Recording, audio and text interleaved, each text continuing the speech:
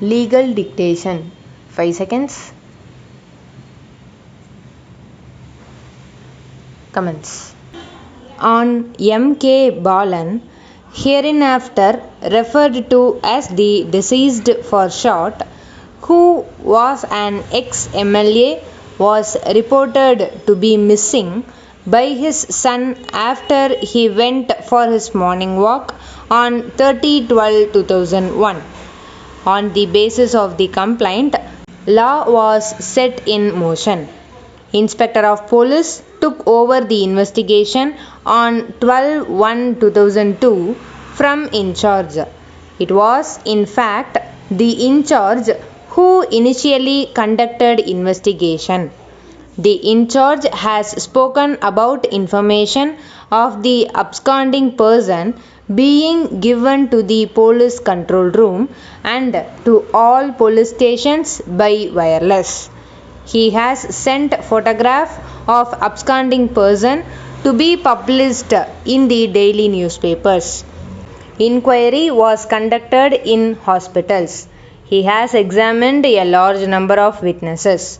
It is as noted on 12/1/2002.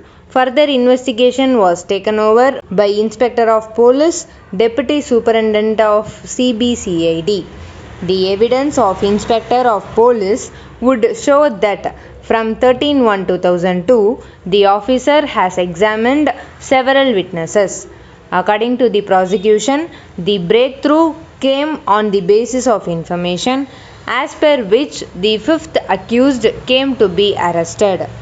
On the very next day, sixth accused came to be arrested.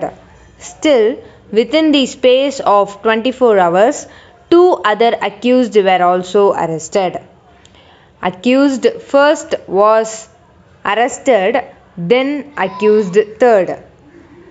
It is the prosecution case that the accused made confessional statements within the meaning of Section 27 of the Indian Evidence Act 1872, herein referred to as the Evidence Act for short, yielding information leading to recoveries.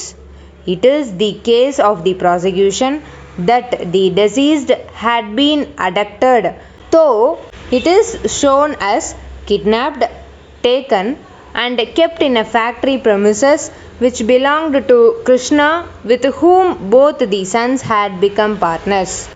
A huge sum, running into several crores, motivated the accused to hatch the conspiracy to abduct the deceased. It was the further case of the prosecution that the accused decided to do away with the deceased in case he did not yield to the demand. As it transpired, as the deceased did not yield, he was murdered while he was kept captive in the first floor of the factory, which was being operated by Krishna. Third accused was noted as leader of the gang. In this, the accused first and second played a role. It is, according to the prosecution, on being so spurred by the command given, apparently mimicking the voice of the gang leader. Ninth accused contacted both sons of the deceased. It is alleged that both sons were persuaded to search for houses.